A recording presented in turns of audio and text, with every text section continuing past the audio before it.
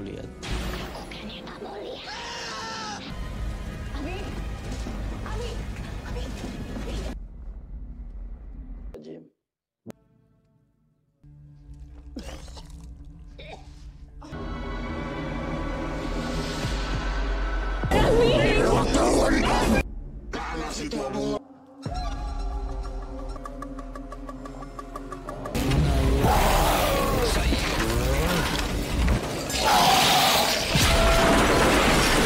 Nagsimula ang movie noong January 2018 nang sabihin ni Maya kay Duma na gusto ko na magpakasal pagkatapos ng graduation natin, maghintay ka pa sana ng 3 years para ako na ang papakasalan mo, basta ba pumanik ka ng ligaw at makipagkilala ka sa mga magulang ko, kailangan ko munang umuwi sa aming nayon at kumita ng malaking pera, pagkatapos ay pupuntahan ko na ang iyong ama para makapag-propose na ako sa'yo, paano kung may nauna na sa iyo na pumunta sa tatay ko? At bago umalis ay inabot ni Maya kay Duma ang graduation picture nilang dalawa, pagkatapos ay ipinakitang nagtatrabaho na si Maya sa sub-district. At makikita din nakachat niya si Duma, at sinabi niya sa kanyang mga kasamahan na 1 taon na silang hindi nagkikita ni Duma, at habang nasa labas ay nakita nila ang kaibigan nilang si Nylem na kausap si Andy. Sinabi ni Nylem kay Maya na gusto siyang makilala ni Andy, pagkatapos ay sinabi ni Maya sa kanyang mga magulang na nakakausap na niya si Andy at gusto nitong pumunta sa bahay. Kinabukasan ay nakipag-usap na si Andy sa ama ni Maya, pagkatapos ay sinabi ni Maya sa kapatid niyang si Pia na kung seryoso talaga si Duma ay pupuntahan niya ako dito. Ilang sandali ay tinawagan siya ni Duma at sinabi niya dito na ikakasal na siya, kaya't naiyak si Duma nang malaman ito, sorry pero ito na talaga siguro ang nakatadhana para sa akin, pagkatapos ay ikinasal na sila ni Andy, at makikitang biglang umulan ng malakas, at sinabi ng isang babae na kapag umulan ng malakas sa araw ng kasal ay may isang malaking pagsubok ang haharapin ng kanilang pagsasama, pagkatapos ay umuwi na sila Maya at Andy sa kanilang bahay. At nang papasok na si Andy ay nakatapak siya ng isang napakalagkit na bagay sa doormat, at pagpasok nila ay bigla silang nakarinig ng isang malakas na ingay, at nakita din nila sa kwarto ang basag na salamin at isang patay na daga, at sa kalagitnaan ng gabi ay biglang umupo si Andy at kumilos ng kakaiba, at pabulong na sinasabi nito na anak ng Haring Barantek, dalin mo ang Diablo dito, at nang tawagin siya ni Maya ay bigla ulit siyang nakatulog. Kinabukasan ay sinabi ni Maya na ano ba ang nangyayari sa'yo, hindi ko alam, bigla na lang napakakati ng mga paa at buong katawan ko, kaya't agad na silang nagpunta sa doktor, at sinabi ng doktor na isang allergy lang ang nangyaring mga pantal at pangangati ni Andy, at nang umubo si Andy ay sinabi ng doktor na kailangang siyang ipa-chest x-ray, at sa sasakyan ay sinabi ni Andy kay Maya na kahit kailan ay hindi naman ako nagkaroon ng allergy.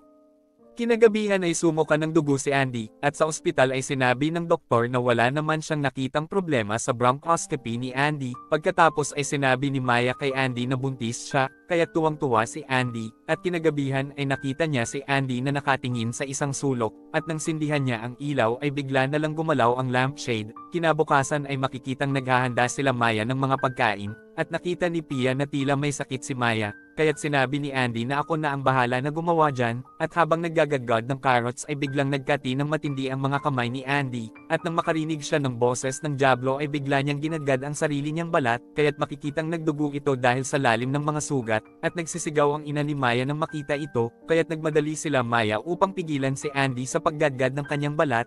Makalipas ng ilang araw ay nakita ng tita ni Maya na si Yati, na tila ng itim ang isang kamay ni Andy, at kinagabihan ay tinawagan ni Yati si Maya. Sinabi ni Yati na hindi ko masabi sa'yo ito kanina dahil maraming tao. Nakita ko kasi na may mga palatandaan na kinukulam si Andy, at may isang tao na gumagamit ng itim na kapangyarihan upang kulamin siya, at payo ko na dalhin mo na siya sa isang albularyo sa lalong madaling panahon. Kinabukasan ay sinabi ni Maya ito sa kanyang mga magulang, sinabi ng kanyang ama na huwag kayong naniniwala sa mga kulam, pero totoo talagang may kulam, at maaaring kinukulam nga si Andy dahil mayroong sixth sense si Yati.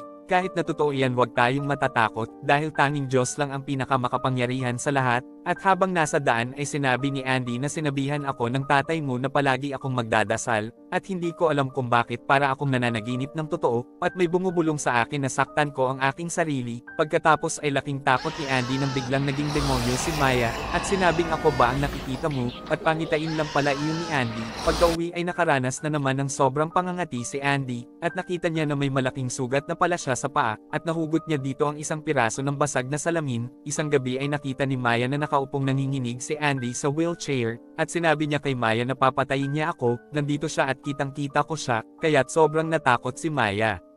Kinabukasan ay nagpakabit na sila Maya ng CCTV, at kinagabihan ay makikita sa CCTV na umupo si Andy sa kanyang wheelchair, at pagkatapos ay lumuhod ito na tila nagdadasal. Pagkatapos ay nagpunta na sila sa albularyong si Ahmad, at sinabi ni Ahmad na talagang kinukulam si Andy, kaya't agad niyang dinasalan ito, ngunit biglang tumawa si Andy at sinabi na hindi mo ako mapapalayas. Sino ka ba at anong gusto mo? Pinadala ako upang pahirapan siya hanggang siya ay mamatay. Pagkatapos ay sinabi ni Ahmad kay Maya na hindi ko siya kayang pagalingin dahil napakalakas niya. Ito ang address ni Guro Muklis at pumunta ka sa kanya. At pagkarating nila kay Guro Muklis ay binigyan niya ng holy water si Maya upang ipainom kay Andy. Kinagabihan ay sumuko ng dugo si Andy, kaya't agad na pinainom ni Maya si Andy ng holy water, ngunit hindi naman ito napagaling si Andy, kaya't nagpunta na lang sila ulit sa isa pang albularyo na itinuro ng kaibigan ni Maya. Pagkarating nila sa albularyo ay sinabi nito na kinulam si Andy gamit ang isang lason na sangga, isang lason na itim na kapangyarihan, isa itong langis na kapag nahipo ng balat ay magkakasakit ang isang tao, at may nagpadala nito sa kanya. Bakit niya kinulam ang asawa ko? Dahil maaaring nasaktan siya kaya gusto niya kayong paghiwalayin, pero nagagamot po ba ito? Hindi ko magagamot ang lason na sangga, dahil kapag nagkasakit ka na ay mahirap na itong gamutin, at marami nang namamatay dito, maliban na lang kung maaalis ito sa pamamagitan ng isang ritual, at ang isa pang paraan ay kung pupuntahan ang taong nagbigay ng lason upang alisin niya ito. Pagkatapos ay binigyan sila ng albularyo ng 2 bote ng holy water, at isang papaya na may nakasulat na dasal sa balat nito. Hiwain mo ang papaya at pagkatapos ay haluan mo ito ng holy water, at ipaligo mo ito kay Andy upang mabawasan ang nararamdaman niyang sakit, at pagkatapos ay maghanap kayo ng iba pang albularyo na makapagpapagaling sa kanya, dahil isa itong makabagong kulam na napakahirap gamutin. Pagkatapos ay ipinayo ni Yati na dalhin ni Maya si Andy kay Nini Bulan, tinulungan siya ni Pia at ang asawa nito na dalhin si Andy kay Nini. Pagkarating nila kay Nini ay sinabi nito na may 2 paraan upang magamot si Andy. Ang una ay ang pag-inom ng tubig na pangontra na gawa sa mga dahon ng sangga. Alam niyo po ba kung saan nakakakuha nito? Matagal na akong hindi nakakakuha ng dahon na iyon, pero may pangalawang paraan pa, at ito ay ang pagsasagawa ng seremonya ng baharog. Pagkatapos ay biglang inubo si Nini. Sinabi ng kasama ni Nini na maghanap na lang kayo ng iba dahil may sakit na siya, kaya't hindi na niya magagawa ang manggamot, ngunit nakiusap pa din si Maya kay Nini. Kaya't agad na pinatawag ni Nini kay Ram ang lahat ng mga tao na tutulong sa kanila. Pagkatapos ay nagtulong sila Nini at Ram na gawin ang ritual, at nang higupin ni Ram ang lason sa tiyan ni Andy ay sumuka siya ng dugo. Pagkatapos ay sinabi ni Nini na naalis na ang lason ng sangga sa kanyang katawan. Pwede ko po bang malaman kung sino ang kumulam sa asawa ko? May isang tao kang nasaktan sa iyong nakaraan, at maswerte ang asawa mo at kinaya niya ito dahil malakas ang pananampalataya niya sa Diyos. Pero ligtas na po ba kami ngayon? Hindi pa kayo ligtas dahil nag-iiwan ito ng itim na kapangyarihan sa mga nagiging biktima nito. Ano na po ang gagawin namin? Sinabi ni Nini na kontrolin mo ang iyong sarili, dahil ang lahat ng mga negatibong emosyon, takot at galit ay magiging dahilan upang muli nila kayong salakayin. Tandaan mo na hindi natatapos ang kulam ng sangga, at ang layunin nito ay ang paghiwalayin kayo sa pamamagitan ng divorce o ng kamatayan. At makalipas ang ilang araw ay nakita ni Andy na nagmukhang isang matandang babae si Maya, kaya't agad niyang iniwasan ito. Sinabi ni Maya kay Pia na nagdududa na siya kay Andy dahil iniiwasan na siya nito. Kinagabihan ay laking gulat at takot niya nang bigla niyang nakita ang isang patay sa kama. Pagkatapos ay sinabi ni Andy na kailangan kong pumunta sa Jakarta para sa aming meeting, at kinabukasan ay nakaamoy si Maya ng pabango ng babae sa damit ni Andy. At habang natutulog si Andy ay nakita niya na may nag-message sa cellphone nito, at nang tingnan ay nakita niya na text pala ito ng isang babae. Ibig sabihin na niloloko pala siya ni Andy, kaya't napaiyak siya dahil nalaman niya na magbabakasyon pala ito sa Jakarta kasama ang babaeng iyon. At sinabi ni Andy na sana ikaw na lang naging asawa ko dahil minalas ako kay Maya, kaya't nag-empake na si Maya at sinabi niya kay Andy na uuwi na ako sa mga magulang ko. Mas mabuti iyan kesa nag-iisa ka palagi dito sa bahay.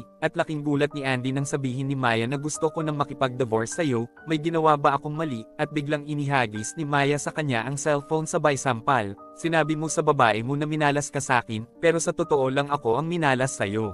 Patawarin mo ako, isang kulam lang ito na gusto tayong paghiwalayin. Pagkatapos ay sinaktan ni Maya ang kanyang tiyan ng dahil sa galit, kaya't nag-iiyak si Andy at sinabing wag mo akong iiwanan. Ngunit nilayasan pa din siya ni Maya, at pagkatapos ay naalala niya ang sinabi ni Nini na pigilan niya ang kanyang sarili sa mga negatibong pag-iisip dahil sasalakayin ulit sila ng kulam. Sinabi ng kanyang ina na umuwi ka na at mag-usap kayong dalawa, wag mong kakalimutan na ama pa din siya ng anak mo. at pagbalik niya ay nakita niyang nangingisay si Andy sa sahig habang sumusuka ng dugo, at pagkahingi nito ng tawad sa kanya ay bigla itong nawala ng malay, pagkatapos ay agad nilang isinugod ito kay Nini, at habang nasa sasakyan ay biglang tumawa na tila isang diablo si Andy, at sinabi nito na ngayong gabi ay mamamatay na siya. Winisikan siya ni Pia ng holy water habang nagdadasal ang kanyang asawa. Pagkarating kila Nini ay agad na ginunting ni Ram ang damit ni Andy. Iyan ay ang lason ng sangga at pag nakarating na iyan sa kanyang puso ay mamamatay na siya kaagad. Pagkatapos ay sinabi ni Andy, nasaan na ang buwisit na matandang babae na kasama mo, kaya't sinabi sa kanila ni Ram na namatay na si Nini.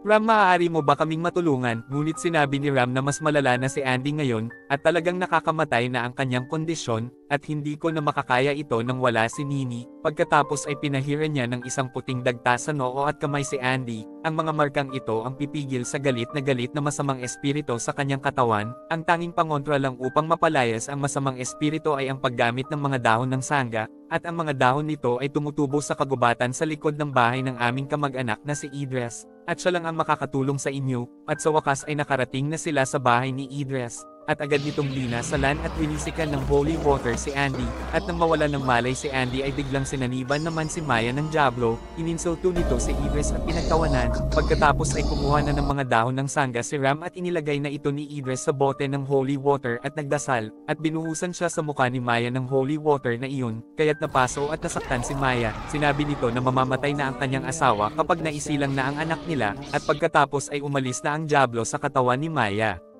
At nang magising na si Maya ay humilab na ang kanyang tiyan, kaya't agad na siyang isinugod nila Pia sa ospital. Pagkatapos ay sinabi ni Andy kay Idris na isa kang mamamatay tao, isinakripisyo mo ang buhay ng anak mo para lang sa isang kulam, at biglang nagbagsakan ang lahat ng mga bagay doon, at tinulungang magdasal ni Rashid si Idris. Sinabi ni Andy na uubra na ba ang lakas mo sa akin, malapit nang makarating sa puso niya ang lason kaya't tumigil ka na Idris at hindi mo ako kaya. Ngunit hindi pa din nagpatinag si Idris. Pagkatapos ay nagsalita si Andy sa boses ng anak na babae ni Idris, at sinabing tulungan mo ako papa, kaya't nang dahil dito ay pinaghinaan na ng loob si Idris. Samantala sa ospital ay ligtas na ipinanganak na ni Maya ang isang sanggol na babae, at sa bahay ni Idris ay makikitang nawasak ang lahat doon dahil sa napakalakas na pag-ungol ni Andy, kaya't nawala ng malay ang lahat. Pagkadating ni Ram ay agad niyang ginising si Idris, at pagkatapos ay binuhusan ni Idris ng holy water si Andy, ngunit itinulak ni Andy si Ram kaya't sinapak siya ni Idris. At habang sabay na nagdadasal ay pinagtulungan ni Idris at Rashid na ilubog si Andy sa isang drum ng holy water.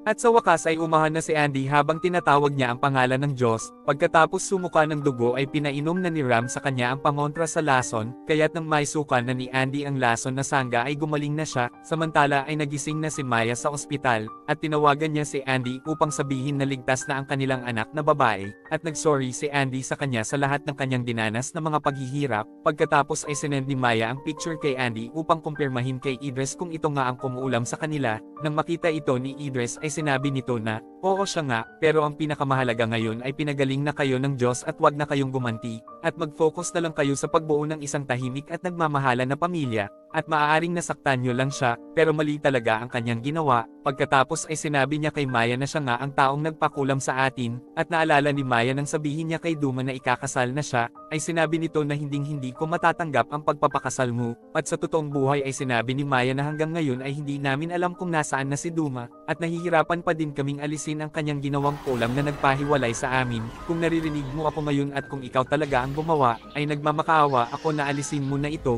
at kung mayroon man sa inyong nakakaalam kung paano alisin ito, pakitulungan nyo naman kami. At sa huli ay makikitang inihatid na ni Andy ang kanilang anak na babae kay Maya, ibig sabihin na naghiwalay na sila ni Maya, upang iligtas ang buhay ng isa't isa.